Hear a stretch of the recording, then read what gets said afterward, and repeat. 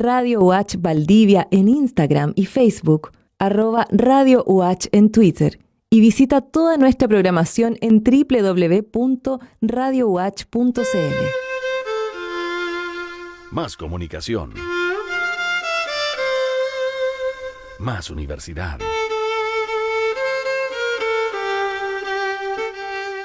Radio Universidad Austral de Chile. En Radio Universidad Austral de Chile presentamos República de los Ríos.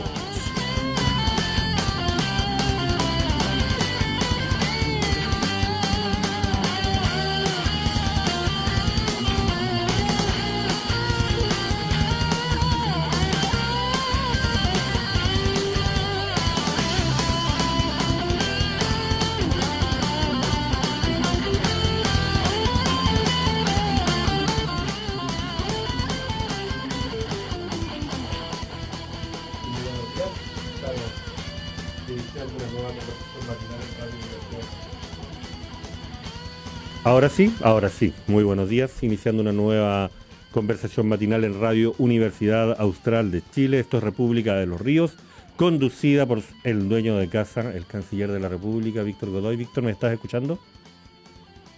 Hola, sí, Miguel. Muy buenos días. Bien. ¿Cómo amaneciste? Bien, perfecto. Hasta tarde estuviste trabajando ayer, tengo la impresión.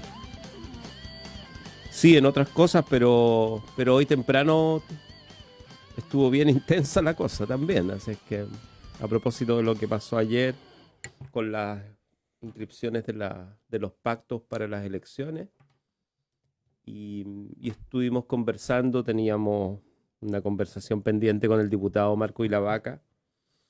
Alcanzamos a conversar. ¿La concretamos? Hoy, no, al aire no, digamos. Ya. Así es que vamos a coordinar para la próxima semana a ver qué se puede hacer. Bueno, pero en principio... Sí, pero a través de Marcos algo supimos de lo que pasó ayer o de lo que no pasó, digamos. No sé si la noticia... confirma un poco... ¿Ya? ¿Las versiones de la prensa? Claro, o sea, a estas alturas es bien oficial la cosa. Sí. ¿No? Los pactos que se inscribieron tampoco es gran complejidad para entenderlo. En principio... en la tarde ya se habló de las dificultades que habían para formar una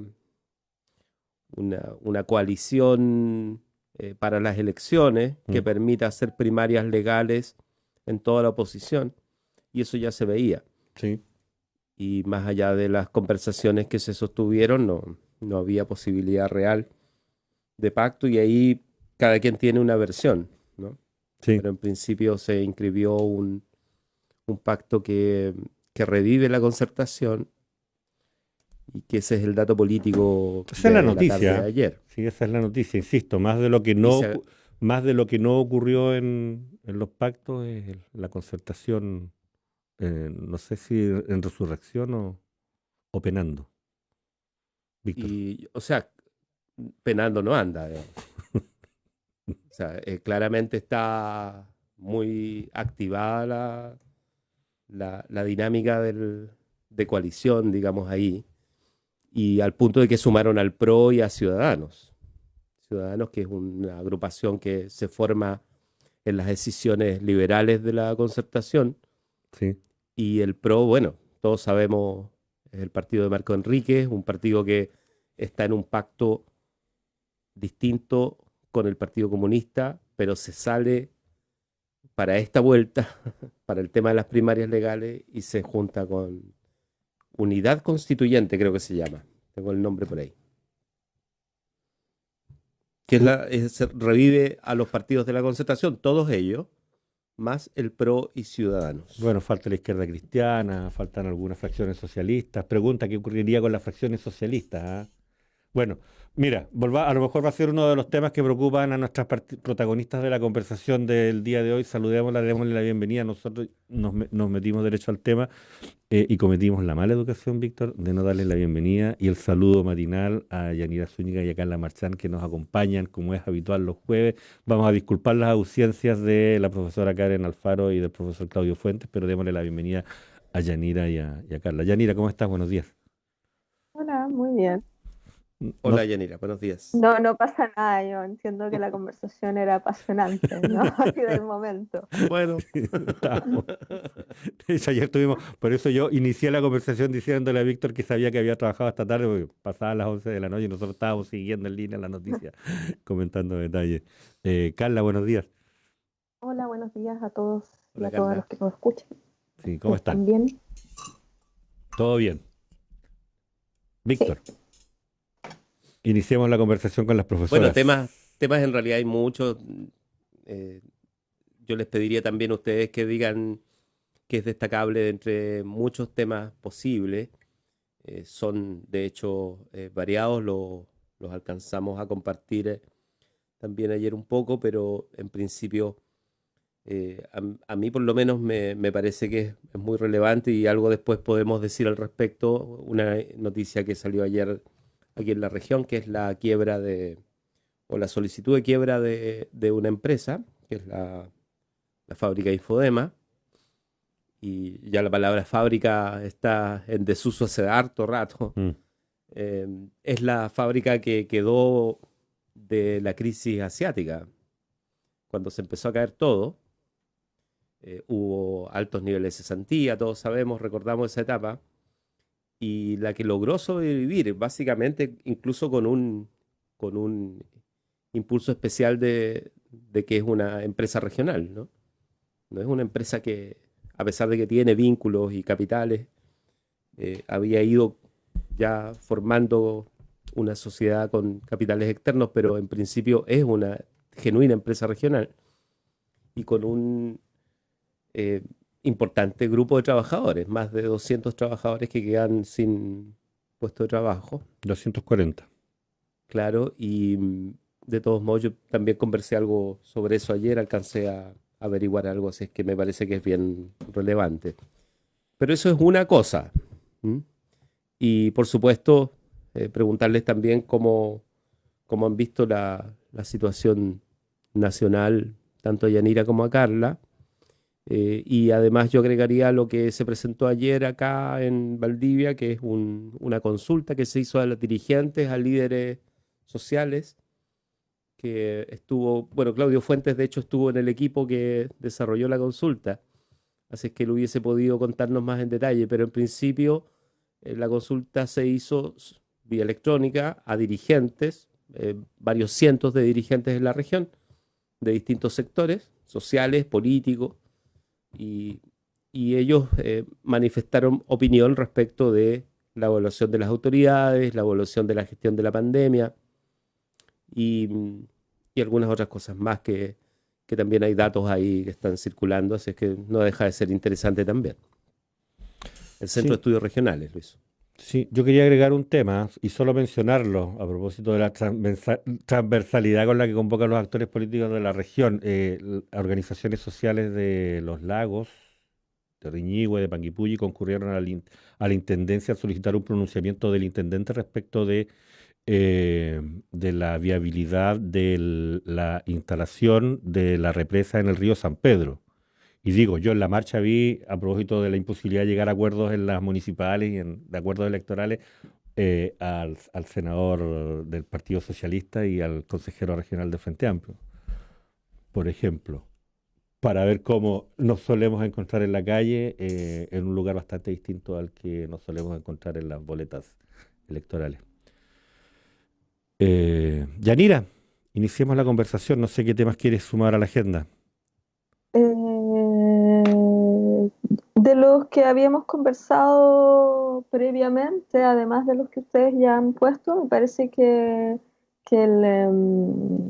el debate en Estados Unidos es un buen tema porque en la medida de que vivimos un mundo globalizado, ¿no? Y dada la importancia histórica que ha tenido Estados Unidos, lo que está pasando en Estados Unidos en términos de su degradación, creo, democrática, puede tener repercusiones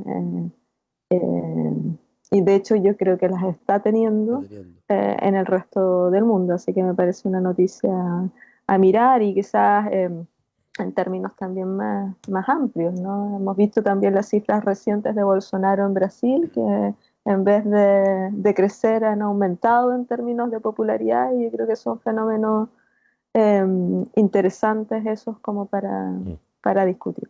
Pero en lo que nos han planteado en principio, sí, yo quisiera decir, por supuesto, que lamento lo que ha pasado con Infodema. Conozco a algunas personas que trabajaban ahí. eh, y claro, espero que algunas noticias que han circulado en el sentido de que eventualmente podría reconvertirse con capitales externos, ¿no? Permita a los trabajadores tener una mejor perspectiva, porque evidentemente una quiebra siempre tiene un impacto importantísimo para los trabajadores. Pero en este periodo probablemente más, porque las condiciones de empleabilidad son condiciones que también están precarizadas. Eh, y en algún sentido también el régimen de cobertura ante el desempleo está superpuesto con el régimen de cobertura para la suspensión de las actividades laborales. Entonces es un mismo fondo, no son fondos distintos, y eso hace entonces que esas dos contingencias compitan entre sí. Es decir, un trabajador que ocupa ese fondo para la suspensión laboral luego puede verse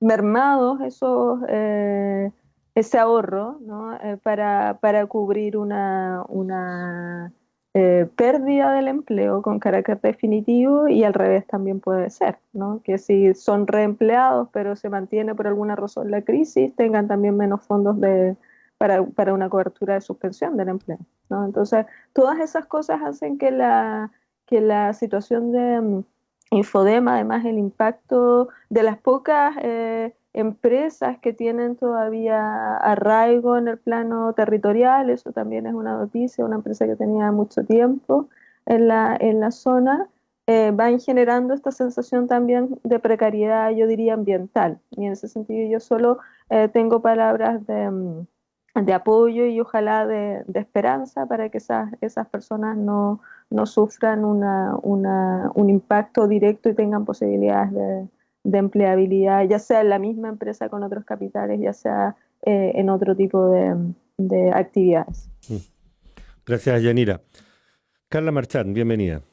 Estamos sumando temas a la agenda de la conversación de este día jueves todavía. Sí, hay un tema interesante que tiene que ver también se vincula con lo que mencionan recién sobre empleo, y que tiene relación con la distribución del presupuesto del año 2021 y cómo los focos que se van a dar a este presupuesto 2021 pueden transformarse en nuevos desmedros a ciertos sectores, como por ejemplo el de la ciencia y la tecnología. Y también en ese sentido me gustaría que si podemos conversar un poco sobre de qué manera el desarrollo y este presupuesto que está presentado como un presupuesto que tiene que estar enfocado en la reactivación económica y del empleo pierde fuerza cuando no vemos otros sectores como la ciencia y el desarrollo de la ciencia y tecnología como un elemento que puede generar reactivación del empleo y también generar otras posibilidades de desarrollo económico en las regiones, por ejemplo. Y lamentablemente he escuchado a varios políticos en estos últimos días en que señalan o ponen en duda que eso sea posible y justifican, por ejemplo, reducciones de partidas presupuestarias asociadas a estos ítems. Entonces creo que ahí hay un debate interesante que podríamos tocar. Perfecto. ¿Tenemos temas, Víctor? Sí, o sea, viste que está movido todo. Estos meses van a ser un poco así. O sea, Sí. Oye, nadie mencionó el inicio de la campaña televisiva del ¿Verdad? plebiscito. Sí, A propósito del protagonismo que tienen las iglesias protestantes, el protagonismo que tienen por un sector, los partidos políticos en el sector de la prueba, además, digamos, ¿viste? A propósito de la ausencia completa que vimos de ellos en lo que llamamos el estallido social. Mira como ahora, yo por eso me preguntaba a propósito de si la concertación efectivamente está tan vigente como lo anuncia Víctor, o efectivamente es solo un fantasma que anda circulando todavía por este territorio. Pero bueno, ahí hay otro tema. Víctor, iniciemos. sí, no sé si yo vi con harto entusiasmo el primer capítulo de La Franja, eh, y he visto muy poco después, pero he recibido comentarios. Entiendo que es un tema, pero es un tema, claro, a estas alturas asociado más bien a nuestra, a cómo nosotros veníamos leyendo un poco lo del estallido también y lo de la pandemia, o sea, en términos políticos. Entonces, Sí. es ver cómo impactó en esta elección o en esta campaña. Elección no es, ¿no? Sí. Y llama la atención que en la franja, por lo menos, la política sigue estando presente. O sea, yo creo que hay que mirar la franja además como un conjunto, independiente de las posiciones que hay allí internas. Sí. Y como conjunto revela un poco de nuevo la clase política actuando en el primer plano. Evidentemente hay excepciones interesantes, o sea, hay una expresión también de una cultura que cambió.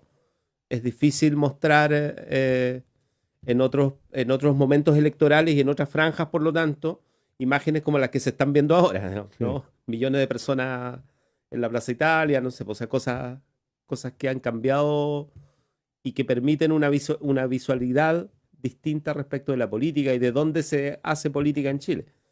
Así es que ojalá la franja circulara mucho más de lo que ha circulado, porque algo de registro histórico también Sí. está produciéndose allí. Sí.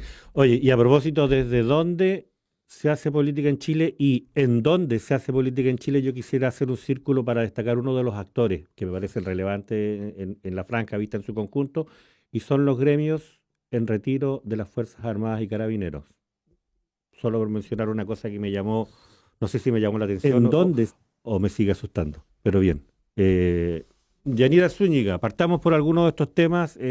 Tú nos proponías la elección en Estados Unidos. Desarrollemos un poco más esa idea. Buen tema, ¿eh? Sí, el debate.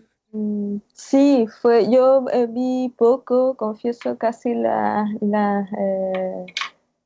resúmenes de prensa, porque también tengo que confesar que tengo poca tolerancia para el estilo Trump. Me cuesta verlo mucho rato porque me parece un estilo eh, Duro. violento, ¿no? En sus connotaciones, violento en varios sentidos. Es una persona y eso queda de relieve también en el debate, con el que es muy difícil debatir, es decir, la misma idea de debate queda puesta en tela de juicio en los hechos. Y luego, claro, tiene un tipo de acercamiento a la política, de instrumentalización de la polarización, y esto también quedó reflejado en el debate, ¿no? Incluso instado a aclarar sus dichos en orden a una especie de llamado que hace a sus votantes o simpatizantes, en el sentido de estar alertas, de hacer una especie de control social, más allá de la idea de observadores, ¿no? En los lugares de votación, sino más bien parecía estar llamando a presionar a sus grupos dentro de los distintos lugares en que se puede votar en Estados Unidos. Dan buena cuenta de cómo su manera de hacer política es esencialmente, diría yo, violenta, tanto simbólicamente como en un llamado material. Recordemos que en su periodo presidencial no ha condenado nunca la violencia supremacista, ¿no? Buena parte del conflicto racial instalado actualmente en Estados Unidos, que por supuesto tiene larga data, pero que se ha renovado con movilizaciones sociales, tiene que ver con su posición claramente mucho más asociada y parece vinculada incluso con una base electoral que es parte de estos movimientos supremacistas blancos. Entonces, yo diría que es, por un lado, la confrontación también con una manera de ser política que está instalada, ya no es tan episódica. Antes hablábamos de esta idea de los populismos de derecha como una cierta rareza. Y yo creo que se están volviendo más frecuentes, tanto en Europa, en Estados Unidos, en Brasil, etcétera. Y esto los transforma en una especie de normalidad de la política, y en ese sentido, claro, esa característica es muy preocupante. En la medida que uno normaliza algo, por un lado se resigna a que eso sea un estado de cosas, y por otro lado deja de verlo como problemático. Y entonces esa dimensión, por eso hablaba hace un rato, vinculaba este debate con una muestra de la degradación de la política. Yo creo que es muy preocupante porque fragiliza las democracias. Ese tipo de democracias son democracias que no califican. Ya saben ustedes que hoy día no es que se hable tanto de si hay democracia o no, sino más bien la manera de acercarse a la democracia es en términos de una gradualidad, donde hay modelos más democráticos, menos democráticos y los que no son democráticos. Bueno, en el caso de Estados Unidos, dado que por supuesto hay elecciones y esto, podríamos estar pensando en modelos menos democráticos por esto, ¿no? En la persecución que ha tenido también Trump respecto de las redes sociales, en particular en Twitter, etcétera, dan cuenta de una forma de hacer democracia que no es democrática, que se está instalando. Y esa es una cuestión que yo quería evocar, y que creo que el debate es un episodio más de este proceso. Gracias, Yanira. Carla Marchant. Bueno, yo lo vi también algunas partes, no lo vi entero, lo vi después de que ocurrió esto, y me quedé con un par de ideas que creo que tienen que ver con de qué manera lo que vimos en ese debate, la forma en que cómo se ha degradado la política para llegar a eso, que es un fenómeno a nivel ya globalizado. Entonces, en ese nivel de degradación de la calidad del debate de lo político, pensar y darnos cuenta y reafirmar una vez más que este tipo de liderazgos son los que tienen que enfrentar probablemente los desafíos mundiales más complejos de la humanidad en los últimos siglos, recaiga sobre personas con esa capacidad de diálogo tan escueta, con un nivel de argumentación lamentable.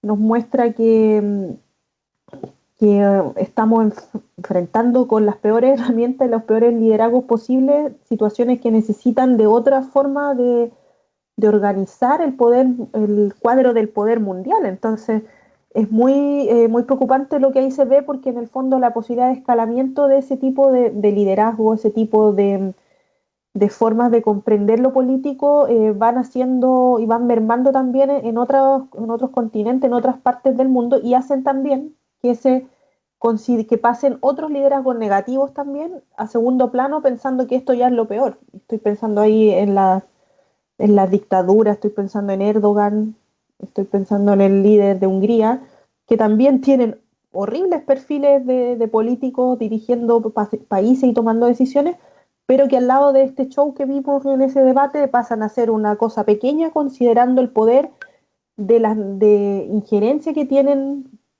un país como Estados Unidos sobre las distintas temáticas a nivel mundial. Entonces, y lo que eso puede provocar. Después de ese debate hubo inestabilidad financiera, cómo eso repercute en otros contextos. Estaba pensando también en contextos nacionales con respecto a las inversiones, por ejemplo, de los fondos de pensiones que están en activos en Estados Unidos. Entonces, la relevancia que tiene una elección como esta para los problemas futuros no está a la altura de los candidatos que existen, y el nivel de discusión es muy pobre. Entonces creo que es sumamente preocupante, pensando en que esta idea de supernaciones poderosas como Estados Unidos, que tienen un rol importante en cómo se debieran manejar problemas que son globales, cambio climático, pandemia, a partir de estas presentaciones de proteccionismos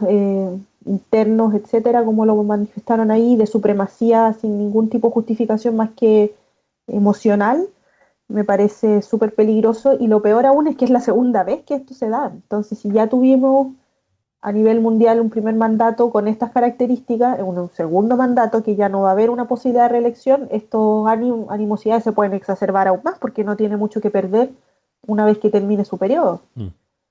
Entonces creo que ahí hay bastante que observar por lo peligroso que puede ser para la geopolítica mundial cómo eso se vaya desarrollando. Y lo peor es que desde el extremo sur del mundo es poco lo que tú puedes hacer más que ser un espectador pasivo y esperando ver las consecuencias cuando llegan, y también cuando tienes una clase política en Chile que también hace escándalos en otros contextos, pero también por hechos y por acciones que son en una escala menor quizás, pero bastante indecorosas como las mismas que vimos en el debate.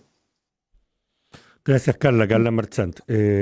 Víctor, ¿tú viste algo del debate? ¿Lo seguiste de la prensa? Yo la verdad te voy a ser honesto, no vi nada del debate, pero ayer preocupado porque todo el mundo hablaba de ello, me dediqué a seguirlo por lo menos por la televisión, ¿ah? Y lo único que vi fue programas televisivos norteamericanos replicando el mismo, o sea, todos Tono. criticando el debate, pero en el mismo tono, digamos, como replicando las posiciones en intercambios en el mismo tono. Eso es una cosa, pero lo otro que me llamó la atención fue la edad de los participantes. Fíjate que hasta el moderador tenía más de 73, 74 años. El- Mis inquietudes ¿Y fueron y bastante tú más. ves un problema en eso? Sí, yo vi un problema, fíjate. No, no vi un ¿Por problema. qué? No, no vi un problema. A mí lo que me llamó la atención fueron ciertas formalidades. Quise simplemente porque para entrar al contenido, la verdad es que me reconozco, necesito que me asista Andrés Valenzuela y Diego Sáez, pero voy a Claro. esperar el programa del martes, a pesar de que ya me están iluminando bastante las profesoras Marchán y Zúñiga el día de hoy. Pero sí, yo como que en las formas me quedé detenido haciendo circulitos para variar. Víctor Godoy. El, bueno, tú al principio esta discusión sobre dónde está la política y todo eso Sí. y de cómo se renuevan los perfiles por anticuados que nos parezcan en principio, Eh, eh, Trump es la imagen más viva de ello porque aparece como algo nuevo hace cuánto, muy pocos años, cuando en rigor era alguien que no estaba ni siquiera en, en el espectro político planteando algo nuevo, de hecho, ¿no?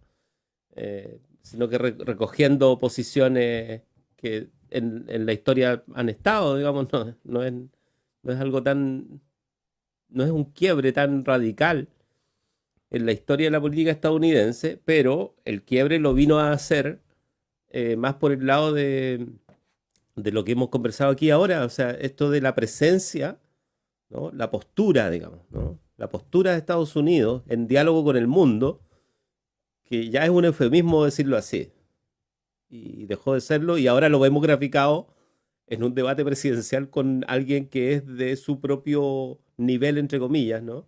Alguien que está postulando el mismo cargo, que tiene la experiencia de haber sido vicepresidente, que representa un sector importante en este minuto del electorado, está 6 puntos arriba de Trump, en el mejor momento de Trump ha estado a 5 puntos, pero todo ello pareciera diluirse si uno revisa las estadísticas de los estudios de opinión por estado. En todos los estados Biden aparece mejor posicionado cuando en la elección anterior Hillary Clinton perdió prácticamente todos los en disputa, ¿no? Todos aquellos donde efectivamente se da una disputa importante. Ahora estadísticamente pareciera que Trump no tiene ninguna posibilidad y resulta que estamos asistiendo a la presencia de Trump de una manera impresionante. O sea, lo que tú dices de la televisión, de cómo él es el centro de la discusión política en Estados Unidos. Hoy asume el nuevo presidente del Banco Interamericano de Desarrollo, que es un asesor de Trump. Y fue una justa electoral bien compleja, porque Latinoamérica presentó una candidatura, incluso con apoyo de Chile, entre varios países de distintos signos ideológicos, sus gobiernos, y no pasó nada. O sea, se impuso la visión de Trump, finalmente. Y estamos hablando de América nomás. O sea, no estamos hablando de un lugar donde tenga que expresarse otras formas de poder a nivel internacional, ¿no? O sea, en el continente la presencia de Trump sigue siendo muy relevante. y probablemente, o sea, podría seguirlo siendo, Sí. incluso dando la pelea por la elección con Biden, a pesar de que todo dice que no, digamos, ¿no? Sí, Pero A bueno, mí me gustaría poner un tema dentro de eso, sí, que Yanira claro, Zúñiga. quizás como hemos estado una semana sin vernos, pero claro, está también la nominación de el cupo que quedó en la Corte Suprema de Estados Unidos después de la muerte de la exacto. conocida jueza feminista Ruth Bader Ginsburg, ¿no? Y esta es una Yanira cuestión muy, Zúñiga. muy importante tanto de nuevo por las formas, ¿no? Porque la manera de anunciar casi 24 horas después que ella eh, había fallecido, ya que va a nombrar a otra mujer que tiene derecho, que ganó las elecciones, es decir, de visibilizar que el cupo o los cupos en la Corte Suprema son una cuestión política, ¿no? Eso no había ocurrido antes tan descarnadamente, todo el mundo sabe que eso es así, pero decirlo de esa manera es otra cosa. Y luego, claro, las consecuencias que tiene la reorganización de fuerzas producto de este nombramiento, que recién, bueno, va a haber el Senado en Estados Unidos, pero de instalarse efectivamente una posición conservadora, dura, como la que tiene la nominada, la jueza nominada ahora por Trump en reemplazo de Bader, es posible que varios de los precedentes históricos el sistema norteamericano, en particular el famoso caso Roe versus Wade, que es el caso que funda toda la posibilidad del aborto en Estados Unidos, cedan. Y eso tiene una gran repercusión, y de ahí entonces toda la movilización, y cómo apenas murió la jueza Bader, se evocó inmediatamente esta posibilidad. Recordemos que incluso en algún momento ella aparentemente estuvo requerida al final del mandato de Obama, dado que era muy mayor, para poner su cargo a disposición para que pudieran entonces reemplazar, dado justamente la distribución de fuerzas que se había producido ya o que se avisoraba que se podía producir con su muerte. Entonces esto, claro, tiene unas repercusiones de grandes proporciones en el sistema norteamericano. Todo alimenta también la agenda de Trump, porque todo esto le sirve. Gracias, Yanira. Carla. Bueno, no sé qué más se puede agregar. Yanira apunta a otro tema que también algo había escuchado yo sobre eso, y creo que son señales que muestran en el fondo, insisto en lo mismo, o sea, en la forma y en cómo se ha erodado la política. O sea, lo que hablábamos anteriormente, es un liderazgo nuevo, y es un liderazgo completamente cuestionable, completamente desconectado de la realidad de un mundo global, y a mí eso me preocupa y me genera incertidumbre, y me provoca también una profunda preocupación con respecto, por ejemplo, de cómo se conectan esos temas con otras cosas que están pasando en Chile, con otros temas y otras decisiones, hasta por ejemplo con lo de Escazú. Como nosotros, un país chico que no firma un acuerdo de esta magnitud de importancia ambiental como esa, arguyendo razones de seguridad interna, y se explica esto, se da por entendido cómo nosotros entonces vamos a pretender a nivel global llegar a acuerdos en temas de que se firme el Acuerdo París por naciones grandes, si desde lo pequeño eso no ocurre, y los grandes están dominados por personas como Trump, que no les interesa nada más allá que lo que está fuera de la frontera de su país. Entonces creo que los desafíos son tan grandes que no están a la altura del tipo de gobernante que está en este momento manejando y tomando decisiones en esas esferas de poder que son gigantescas. Creo que hay una muy mala señal ahí de lo que pude ver del debate. Estaba toda esta discusión sobre las mascarillas y la Organización Mundial de la Salud, cómo se ningunean ese tipo de organizaciones también en esa discusión.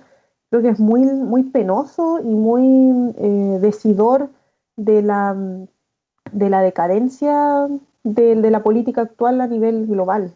Por lo tanto, panorama bastante desolador si uno piensa que él podría volver a tener un segundo periodo. Gracias, Carla. ¿no? Víctor. ¿Verdad? O sea, de hecho, Víctor Godoy. ahora circula una una información de Facebook que va a restringir la posibilidad de mensajes que cuestionen la legalidad del proceso electoral. O sea, se anticipa una elección además en noviembre, el 4 creo, especialmente compleja comunicacionalmente y que puede terminar en la corte. Incluso el propio Trump ha insinuado eso. Entonces, no digamos que esto solamente la vamos a mirar como una cosa episódica, ¿no? Una nueva elección en Estados Unidos, o como decía Carla y Yanira, los efectos que tiene en nuestra sociedad y en el país y en la economía son evidentes. Y lo otro es que quizá también lo de Trump nos lleva un poco a pensar cuáles son los perfiles de los gobernantes nuestros. Y eso en algún rato se ha estudiado o por lo menos se ha discutido, ¿no? Esto de cómo Latinoamérica también expresa algunos bolsonarismos y también ciertos trampismos, ¿no? Que están presentes en la cultura política, incluso chilena. Sí, precisamente, Víctor. A lo mejor la inquietud era esa. No sé si la noticia va a ser el resultado de esta elección o el resultado va a seguir siendo el tono de la campaña. Porque por ahí lo complejo es si es el resultado de la elección el que va a seguir colonizando el mundo o va a ser el tono de la campaña el que lo va a seguir colonizando explosivamente. Digo, el formato Trump, que comienza a ser replicado incluso por sus opositores, incluso por el territorio comunicacional. Eso es una cosa. Y lo otro, a propósito del rol que las redes sociales han cumplido en las últimas elecciones, creo que ahora también están en el centro del cuestionamiento de lo que está ocurriendo. Y lo digo con sus matices incluso más maniqueos, más robóticos. Víctor, ya para terminar el tema y avanzar. Incorporemos, Sí. agreguemos un poco temáticas políticas nacionales. Yo le iba a preguntar tanto a Yanira Zúñiga como a Carla Marchant cómo están viendo también el momento actual de Chile. Es un momento que tiene que ver con el inicio de la discusión presupuestaria. Hay medidas económicas que se han anunciado respecto del empleo. La situación del empleo es especialmente sensible. Tiene que ver incluso con lo que comenzábamos diciendo. O sea, aquí mismo en Valdivia tenemos una fábrica que cierra por una decisión de su junta de accionistas, o por lo menos que declara quiebra y que tiene que entrar en un proceso ahora de capitalización, si es que eso va a depender. Entonces, no estamos viviendo tiempos muy simples, digamos, como para acceder a una política también que sea adecuada, ¿no? O sea, es muy fácil que la política se vaya de las manos. Y algo de eso pasó ayer con las inscripciones de los pactos, ¿no? Han circulado audios, yo no sé si ya los recibirán porque están circulando. Hay uno de Carolina Toá, que es un WhatsApp, donde ella dice, entre otras frases, al principio dice, nunca había visto esto en política. Que es una frase que dicen los políticos normalmente, pero algo tendrá de asidero, ¿no? Pues yo no creo que Carolina Toá no lo haya visto. Dicho por alguien que además lleva varias décadas desde chiquitita, Sí. desde dirigente. Así es que bueno, vamos a Chile un rato, ¿no? Yanira. Mira, yo creo que lo que nos ha ofrecido la política en este último tiempo, tanto en Chile como en el mundo, son luces y sombras. Recordemos que, digamos, para no ser tan pesimista, al menos en el mundo, que hemos tenido muy buen desempeño, hay que decirlo también, no solo porque yo tengo una tendencia a hacer este enfoque, sino porque ha sido puesto de relieve mucho por la prensa, que los mejores países digamos, con desempeño a la altura de los desafíos que ha ofrecido la pandemia, coincidentemente son países dirigidos por mujeres, y quizás el caso más conocido aquí es el caso de Angela Merkel, que Angela Merkel ha reflotado su liderazgo a propósito de su gestión de la pandemia en un momento muy, muy difícil. Ella venía alicaída y todos hemos visto discursos de ella de una talla de estadista que hace tiempo no veíamos en el mundo. Entonces, digamos que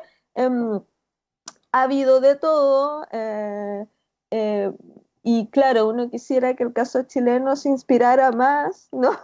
Quizás en una manera de hacer política, en que ese liderazgo de los antiguos estadistas em, tenga las cuestiones positivas de esos antiguos liderazgos, el discurso, la capacidad de convocar, un cierto carisma de lo público, que no es el carisma televisivo de Trump, sino el carisma de esta figura de los estadistas, pero depurándolo de todos esos componentes masculinizados, agresivos, etcétera, ¿no? Y introduciendo elementos más colaborativos. Yo quisiera eso para Chile. Y quizás lo que a mí particularmente me ha generado una desilusión en este momento que estamos transitando, que es el momento previo al plebiscito, es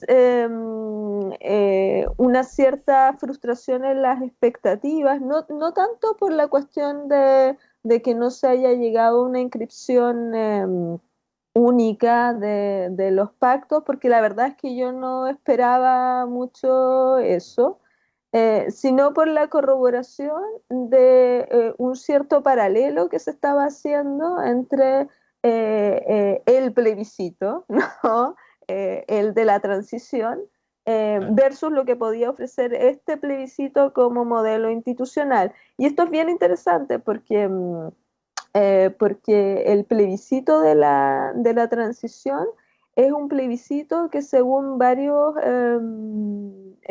sociólogos y cientistas políticos habría tenido el efecto de producir, hay un artículo interesante de Tironi y Agüero que dice a finales de la década del 90 que ese plebiscito produjo una fisura, y entonces una fisura identitaria, generacional, en toda esa generación que creció, se articuló alrededor de estos dos ejes que no eran los ejes izquierda-derecha, eran los ejes dictadura-democracia, ¿no? Autoritarismo-democracia.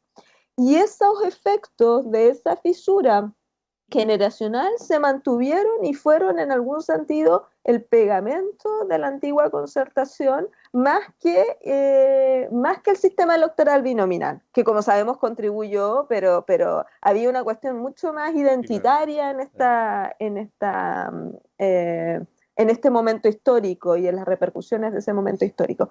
Y eso se acaba cuando se acaba la concertación y volvemos, porque esto es importante decirlo, Chile ha vuelto a su sistema de tres fuerzas políticas, ¿no? Esa había sido en algún sentido la historia política de Chile, no la de los dos grandes bloques, sino la de tres grandes fuerzas políticas. Por eso digo que a mí no me sorprende demasiado que eso se esté reproduciendo. Por supuesto, eso significa una fragmentación de lo que hoy día es la oposición, ¿no? O sea, esa distribución de fuerzas no afecta tanto a las fuerzas conservadoras, que son más o menos o van unificadas. Y esto, claro, tiene las repercusiones que sabemos para la transformación constitucional.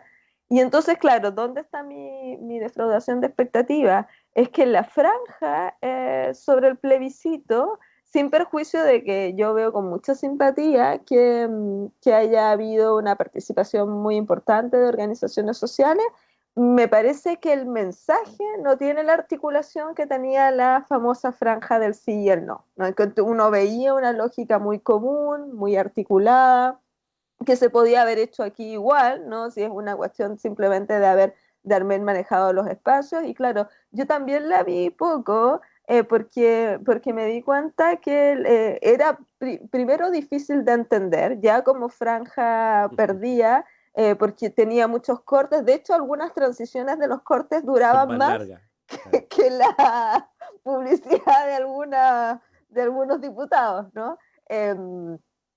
Pero además era difícil de entender por eso, porque sobre todo en la franja, además conservadora, es muy difícil de entender primero llamar a votar rechazo y luego llamar con entusiasmo a votar una alternativa que lógicamente es contradictoria con votar rechazo. Pero como sea, toda la articulación de la franja es incluso difícil de seguir, y a veces uno se pierde de qué va, si va de la primera cédula o va de la segunda cédula. Y muestra también la dispersión del mensaje de la oposición, que uno podría estar de acuerdo o no con la oposición, Pero desde mi perspectiva, la cuestión que se está jugando es una cuestión mucho mayor, que es la cuestión de cómo pavimentamos el camino para que el proceso de transformación jurídico-social se plasme en una nueva constitución, y eso está comprometido porque, como sabemos, las elecciones de convencionales están insertas en las otras elecciones. Y entonces eso crea un ambiente electoral en que la fragmentación en las otras elecciones también va a pesar o va a generar una repercusión negativa en la posibilidad de articular una plataforma que permita tener un número incidente de convencionales. Las cifras que se están proyectando ahora le dan una cifra muy alta de convencionales o sea, proyectando por los tipos de apoyo, es decir, todas estas posiciones que se hacen solo con las inscripciones, ¿no? de los candidatos y las candidatas a las elecciones. Y ese panorama es, con esto cierro, es, para utilizar una palabra que utilizó Carla antes, a mí me produce algo, me produce esa idea de desolador, porque sería algo así como una especie de transformación para la preservación. O sea, transformamos el juego político, pero los resultados preservan el mismo modelo, porque tenemos el mismo número de convencionales, muy probablemente un presidencial también de la misma lógica de la constitución actual, y el mismo modelo luego relegitimado a través de un nuevo proceso constitucional. Y si eso se da, yo espero que no se dé, sería un resultado francamente, a mí personalmente me frustraría mucho. Partió optimista la intervención. Y ahí fue complejizando. Carla, Bueno, ¿estás por ahí? todo puede cambiar, si Sí. nada en la vida está como suerte echada. Carla Marchand.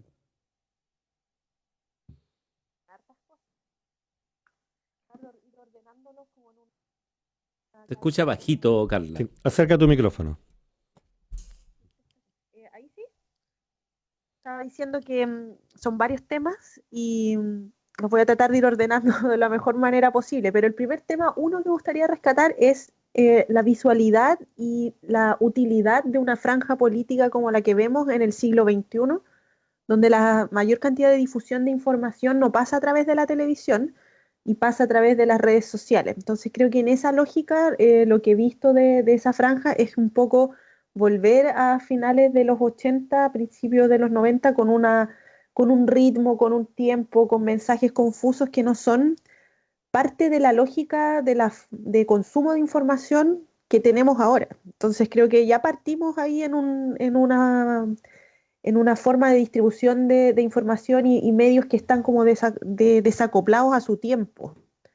O sea, si mirándolo desde esa perspectiva, la forma en cómo se presentan los temas y también el nivel del debate y de información que se puede generar a partir de una franja como esta es súper reducido y confuso, en el sentido de que son imágenes, historias y un nivel de humor patético en algunos casos, o sea, de cosas que tratan de llevar al absurdo, que yo creo que no, toda la gente o la mayor cantidad de personas que ven eso puedan sentir que su decisión o su intención de voto va a verse modificada o reafirmada por lo que estamos mirando en ese tipo de videos. Entonces ahí creo que por un lado demuestra un poco que esa es una forma política de hacer política y de hacer difusión un poco ya fuera de tiempo.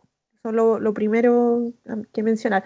Después, la mejor franja de mirarlo en cuanto a contenidos, tú te das cuenta que la mejor apoyo al apruebo es la misma franja del rechazo, porque ahí lo que se está haciendo es segmentar, dividir, generar un poco de odiosidades a través de los discursos de la iglesia, que divide también a los mismos evangélicos después de Kevin llamando al Satanás. Salieron los evangélicos por el apruebo y en el fondo genera un ruido que no aporta a la discusión en profundidad de los temas, sino que es una cosa más sobre la forma, harto, por la manera en que se desarrolla, pero poco sobre el fondo. Entonces, En ese sentido, mirarla desde esa perspectiva es un análisis que yo creo que podría hacer alguien de comunicación mucho mejor que yo, pero es interesante mirar esos puntos que yo creo que a simples luces de uno como ciudadano común podemos encontrar bastante coincidencias en eso. Y luego lo segundo que también mencionaba Yanira, la fragmentación de la oposición también da cuenta y pone de relevo también un tema que es más complejo si uno lo analiza en cómo va a ir desarrollándose este proceso. Vemos tantos partidos, pocos pactos, la inclusión de la sociedad civil ahí me pareció interesante, pero esa desunión y permanente de la izquierda, claro, también yo no lo había pensado desde esta perspectiva de estas tres fuerzas que decía Yanire, pero esta necesidad de unidad para ganarle a la derecha, en el fondo creo que le faltan fundamentos ahí, porque no podemos pensar que los pactos electorales tengan que hacerse solo para derrotar a un conglomerado o para evitar que salga un presidente, sino que tienen que dar cuenta también del sentarse a pensar un proyecto de país conjunto. Y eso no está ocurriendo porque son en la forma, de hacer la misma política y en los ideales que están pensando para el desarrollo del país. Y en ese sentido es mi preocupación, porque creo que si eso no existe ese diálogo, ¿de qué manera vamos a poder hacer esos cambios que permitan generar algo nuevo, que sea legitimado por la sociedad y que permita también iniciar una nueva fase transicional a partir de un momento y de un plebiscito que sea aceptado y que sea construido por los distintos actores de la sociedad? Y ahí no veo que eso esté pasando y es preocupante, porque si pensamos que la única razón que tengan los partidos políticos para unirse es para evitar que salga la derecha, creo que me queda corto el argumento ahí. Es mucho más necesario pensar en un proyecto de desarrollo común, y es un poco también lo que mencionábamos al principio, de qué medida miramos en el largo plazo hacer cambios que sean significativos y no que esto solamente nos sirva para revalidar un modelo y para poder continuar los próximos 30 años que podría tener de vida una constitución así, eh, ahora con una base democrática, etcétera, pero sin esos ajustes necesarios que te permitan equilibrar un poco la distribución de esas fuerzas y también de generar una visión común de desarrollo que tenga unas bases más robustas. Eso. Miguel, no sé si estás por allí. Sí, estás. Yo quería agregar algo que me parece que es relevante de lo que dice tanto Yanira como Carla, que es los efectos que tiene una política hecha así en otros aspectos que pueden ser de fondo. Y, por ejemplo, esto va a determinar, por ejemplo, las formas de presentación de las candidaturas a la gobernación regional. Porque lo que se inscribió es un pacto con una lista para hacer primarias de todo este sector, la concertación más el PRO y Ciudadanos, a lo largo del país, primarias para elegir candidatos a gobernadores, gobernadoras regionales. No así para las municipales todavía, pero evidentemente eso va a tener correlato, como bien decía Yanira. Y en el caso de las gobernaciones, hay un dato que es muy valdiviano y no deja de ser una alusión también a la relevancia de la capital regional en esta elección, en que los candidatos son todos hombres, excepto la candidata que fue gobernadora en el periodo anterior, en este mismo gobierno, pero ya salió del cargo, ¿no? María José Gatica. Es la excepción. O sea, no hay candidatas. Entonces, en la oposición no hay candidatas. Por ejemplo, yo sé que igual hay nombres que han circulado y creo que ahí hay una pregunta que hay que hacerse, porque los efectos del tipo de política que se vuelve a hacer parecieran no incidir en estas cosas, ¿no? Pareciera que naturalmente se produce que los prohombres sean hombres, digamos, ¿no? Pero no es así, o sea, hay influencia directa en que otras presencias, otras candidaturas puedan expresarse y puedan crecer, porque no han sido presentadas todavía, puedan crecer en igualdad de condiciones cuando la política se está haciendo en un pacto en otro lugar. O sea, te imposibilita presentar cartas a la ciudadanía que puedan ejercer el legítimo derecho de ser electas. Entonces, no estoy diciendo obviamente que te están quitando el derecho a hacerlo. Puedes hacerlo, pero ya te afectó. Y lo que hemos visto corriendo, incluso se han hecho hasta debates en que este tema pasa colado, en principio, como muy naturalizado además, digamos, de que no hay candidaturas de mujeres a la gobernación regional, o que la única candidatura está siendo vista como la excepción y se toma como una candidatura más, digamos, porque el tema no se releva, digamos, el tema en este caso, de la posibilidad de candidatas mujeres. Ese es un efecto concreto en el tipo de política que estamos haciendo y que deviene de estas formas que hemos visto que se reproducen.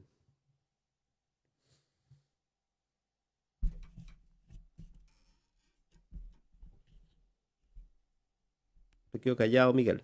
No, yo estaba. Es que después de esta. Si no, yo quería escuchar a las profesoras, precisamente.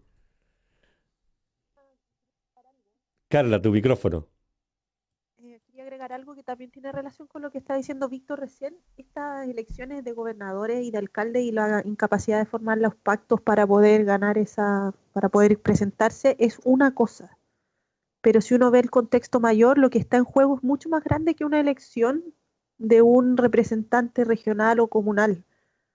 Y este tipo de actitud, de dificultad de pensar en coaliciones y de pensar en buscar alternativas que permitan mejorar la representatividad de los constitucionalistas después, por ejemplo, con los constituyentes, es mucho más importante en el largo plazo que pensar esto ahora. Y yo creo que ahí hay un problema que los políticos siguen pensando en el corto plazo de la próxima elección y no están mirando en cómo esta desunión, este escándalo que fue ayer la no generación de las listas va a ir repercutiendo y puede mermar lo que pase más adelante. Y eso creo yo que es más relevante tenerlo en cuenta ahora.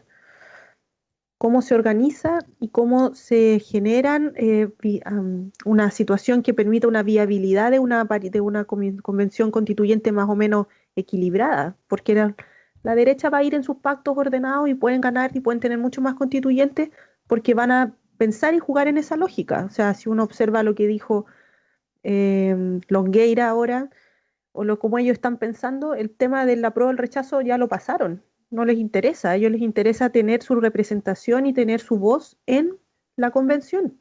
Por lo tanto, van adelantados un par de pasos a estas discusiones chicas como las que vimos ayer. Yanira. Sí, yo de afuera tengo que confesar que a mí siempre me ha gustado la política, probablemente más en su dimensión analítica que en su dimensión práctica, porque como fenómeno es un fenómeno muy, muy interesante y si lo vemos en los términos, en las coordenadas que los estamos discutiendo para el caso chileno, yo creo que también es justo reconocer que desde el punto de vista de las agendas políticas, de las fuerzas que le llamaré conservadoras, que uno podría decir que son las fuerzas de la derecha conservadora, sobre todo en el eje que nos interesa ahora, respecto de lo que estamos discutiendo constitucionalmente, a quienes les interesa mantener ese sistema y a quienes les interesa trascender y modificar el sistema que ha venido imperando en Chile, que ha tenido, como sabemos, y esto está muy, muy puesto en el último tiempo en la discusión, componentes muy fuertes de neoliberalismo, ¿no? En la manera en cómo la Constitución ha servido a ese modelo, que no es solo un modelo político-económico, sino también sobre todo un modelo cultural. Entonces a eso le llamo quienes están interesados en conservarlo y quienes parece que están interesados en transformarlo. Pero claro, desde el punto de vista estrictamente práctico, la agenda política de esas fuerzas conservadoras es mucho más fácil de ejecutar porque se trata de mantener y de elaborar algunas estrategias para mantener. Hemos visto que se ha elaborado la estrategia en el último, yo diría, 2 semanas, de discutir también cómo debe interpretarse la regla del 2/3, ¿no? Y entonces ahora se dice, mire, 2/3 sería no solo el 2/3 para votar cada artículo en la convencional, sino que además debería haber una votación de conjunto el 2/3, o sea, un doble 2/3, ¿no? Entonces hemos visto que la manera en que han venido articulando es bastante sencilla, porque de lo que se trata es simplemente ponerse de acuerdo en cómo bloquear el cambio. En cambio, la agenda política de las fuerzas, que las llamaré transformadoras, todos aquellos que están interesados en transformar esto, ¿no? Que es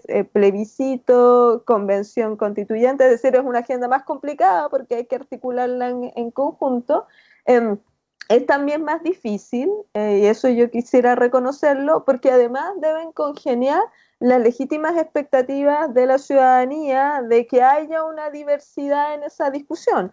No solo una diversidad de quien participa en la discusión, hombres, mujeres, como decía Víctor hace un rato, sino fuerzas independientes, es decir, ahí hay un pulso de fragmentación en ingreso de fuerzas independientes que ya dispersa todavía más la posibilidad de que haya solo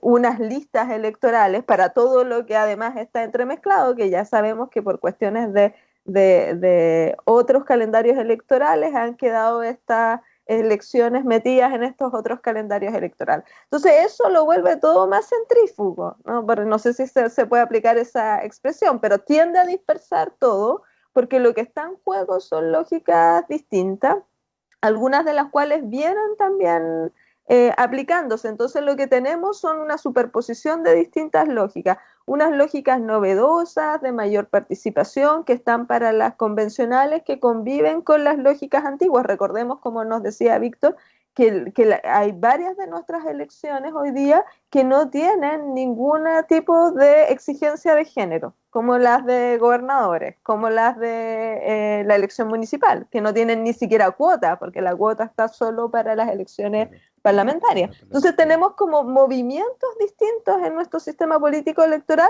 que al mezclarse distintas elecciones nos meten en una especie de disparidad de lógicas que hay que gestionar y además con pretensiones de que hay una representación de la ciudadanía, de agendas que han sido agendas que se han marginalizado en el último tiempo, como las agendas de género, las agendas de, qué sé yo, del mundo indígena, las agendas de otras fuerzas sociales, que claro, yo me imagino que cuando esta gente se junta a conversar, entonces tiene más cosas en la mesa que las que tiene las otras que llamé antes las fuerzas conservadoras. Por lo tanto, claro, quizás a mí lo que me sorprende es que si eso es así, eso es previsible, ¿por qué llegamos hasta el último momento, ¿no? Ahí preguntaría, ¿no? ¿Por qué parece ser que te sientas a conversar el último día? Porque pareciera ser que el último día no vas a resolver todo lo que tienes en digamos, toda esa diversidad de problemas que requeriría una ingeniería, un tiempo, una temporalidad, etcétera, mucho más largo. Y me da la impresión que es porque lo que está detrás de eso es una especie como de teoría de juego. Tú me muestras tus cartas y yo te muestro y así, ¿no? Y presionamos, pero claro, si la lógica es la lógica típica, con esto cerraría, no sé cuál es el término que se utiliza en el póker para esto, ¿no? Cuando uno trata de engañar, o en el truco, que es un juego más ligado a nuestras prácticas culturales, pero como sea, yo trato de engañar al otro, En el truco ¿no? se llama Y mentir sobre nomás. esa base, ¿cómo? En el truco se llama mentir nomás. Claro, ¿no? Pero esto, bueno, quizás es más sincero decirlo así, Claro. ¿no? Pero si lo que estamos haciendo es eso, claro, el resultado que vamos a tener va a ser este. O sea, lo que teníamos y por eso yo no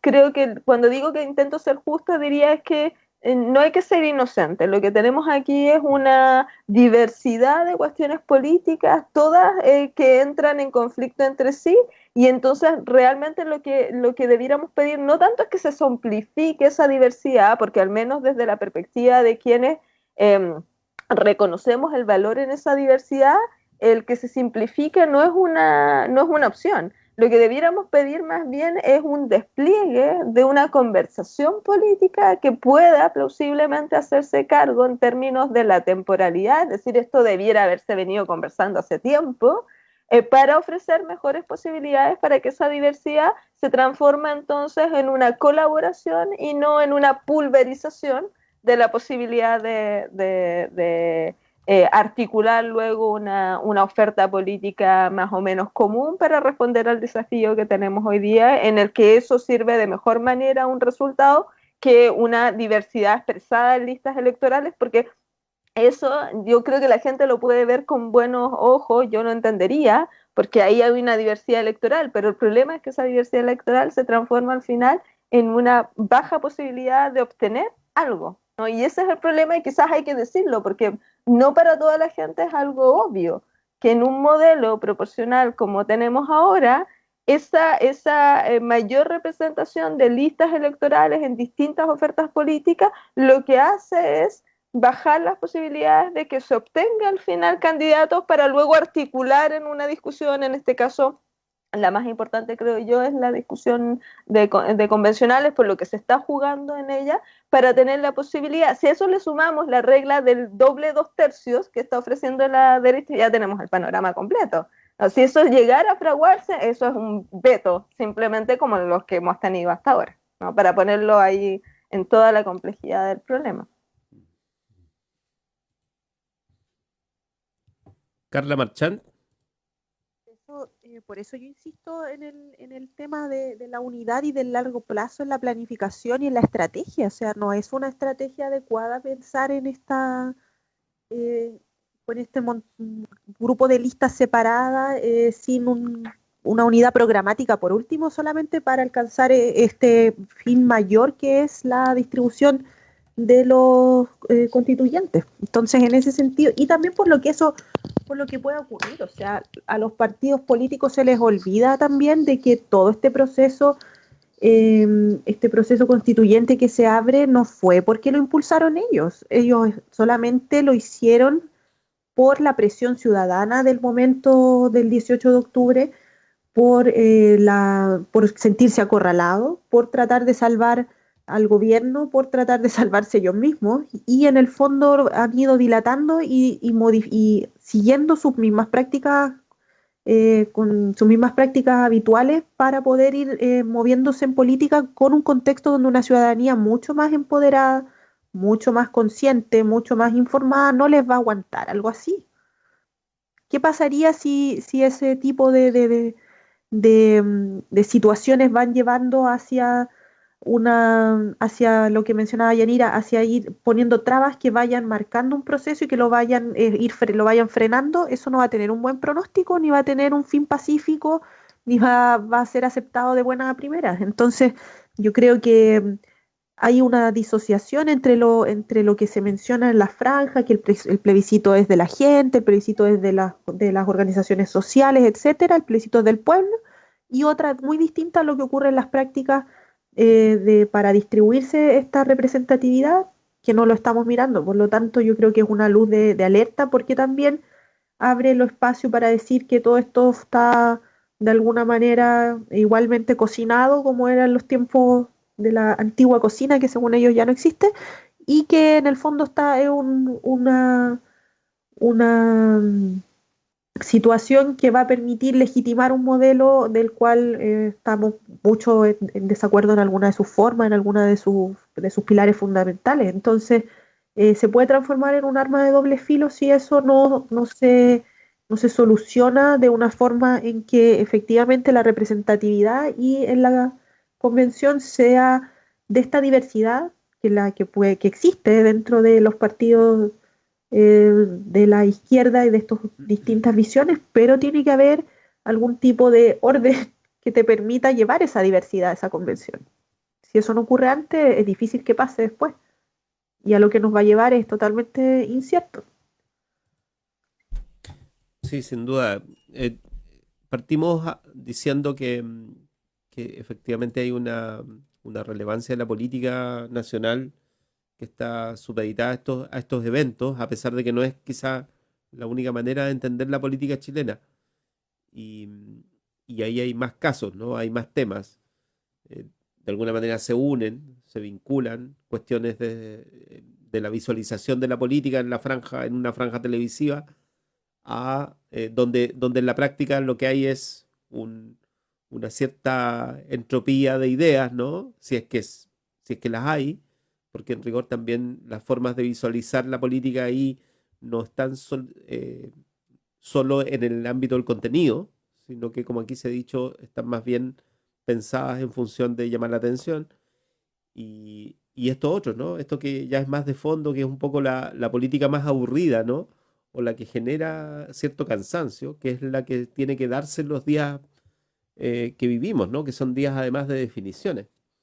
Y esto ha pasado siempre. Yo recuerdo en el último día de campaña del 2017, la campaña presidencial, incluso salió en la prensa y todo, la fotografía, las juventudes políticas en ese momento de la oposición, creo que era, no recuerdo bien, no existía, creo, la idea de oposición, pero de los comandos, por lo menos, que estaban en torno a la candidatura de Alejandro Guillermo, colgaron una gran lienzo, bandera, lo que sea, que decía todos contra la derecha, una cosa así, en el puente Pedro de Valdivia.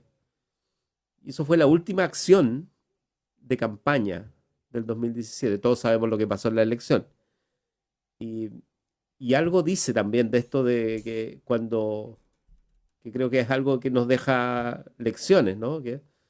¿Por qué cuando ya no queda otra opción, decimos ya, bueno, vamos todos contra algo, ¿no? Que es un poco el clivaje de buscar, ¿no? El binominalismo como como una estructura de organización de la política en Chile para poder saber dónde te puedes ubicar y dónde no, cuando en rigor pareciera a estas alturas evidente que la oposición ya no es una casa común. La oposición son muchos predios distintos y que se mueven internamente. Así es que probablemente es una condición de la política chilena también. Como decía Yanira, incluso esto saliéndose efectivamente de la etapa transición política, de la dictadura a la postdictadura, en que la propia Concertación vivió esto varias veces además, ¿no? Estas comillas, rompimientos, ¿no? En varios procesos electorales a las 23:59, inscribiendo las listas parlamentarias y todo ello. Miguel.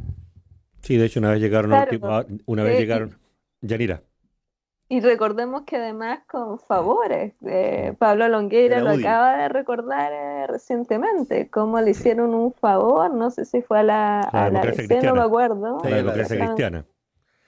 Y claro, como esos favores luego se cobran en algún momento, Claro. o sea, no se hacen simplemente con ánimo de colaboración, sino que son en algún sentido facturas a cobrar en el futuro. Y entonces, claro, toda la lógica de la política profesional, y eso hay que recordarlo para, yo creo, en algún sentido dimensionar las expectativas, la lógica de la política profesional es mantenerse en el poder, ¿no? Ese es su punto, digamos, su impulso, su circulación, etcétera.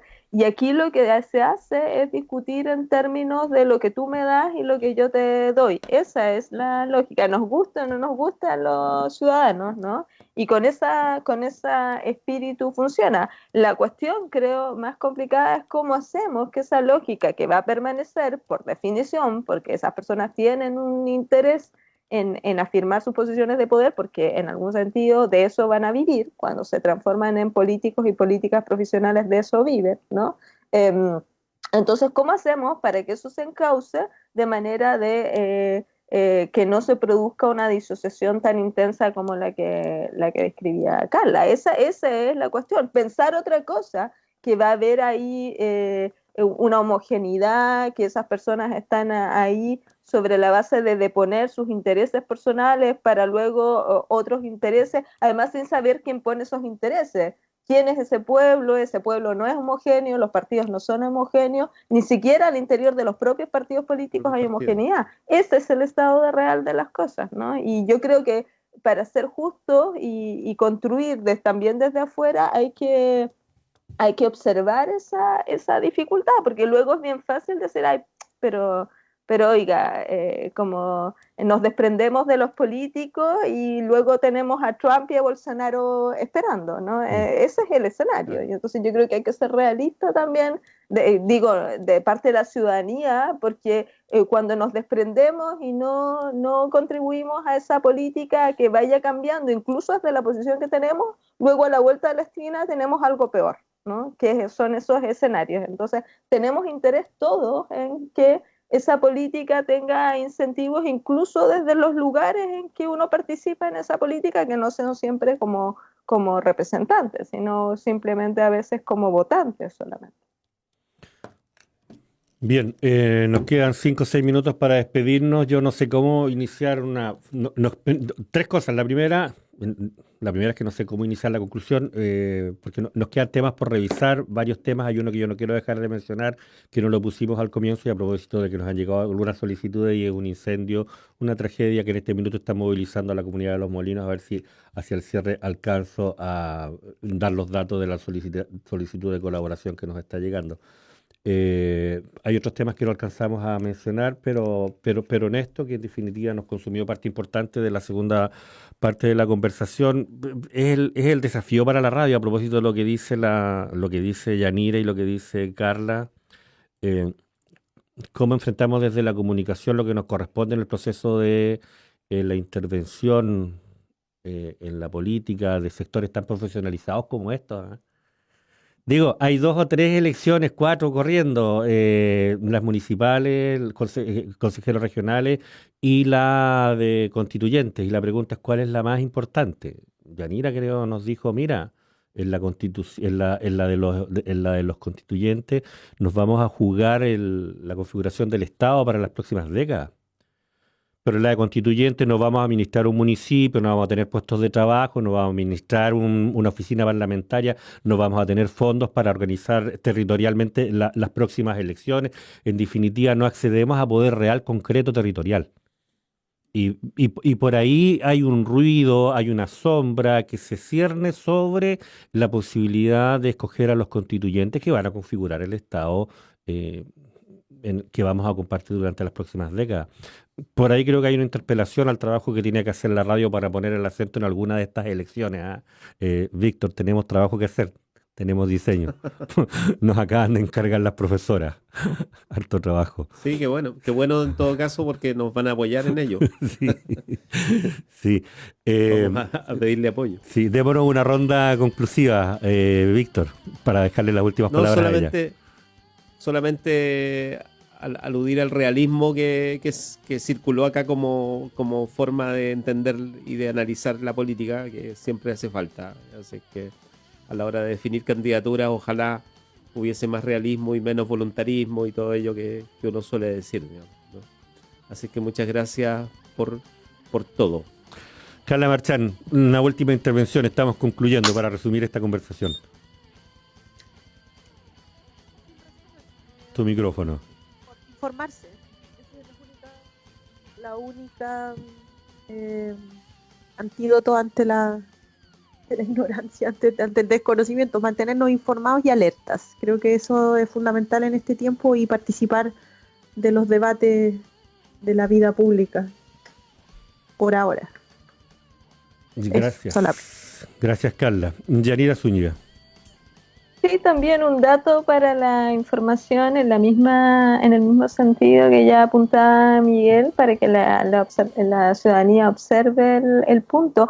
En el caso de los perfiles de los convencionales, sin perjuicio de que seguramente van a ir ahí, como ya se ha venido apuntando, personas que han desarrollado la vida política profesional. Pensemos que las candidaturas de convencionales tienen inhabilidades para presentarse en otras candidaturas, entonces las personas que estén ahí o vienen del mundo social, porque no tienen interés en seguir en la política, o en algún sentido ya están agotados políticamente. Esos van a ser los perfiles. Entonces no tiene la misma lógica que las otras, que son plataformas para seguir en la política, ¿no? Como las municipales o las de gobernadores.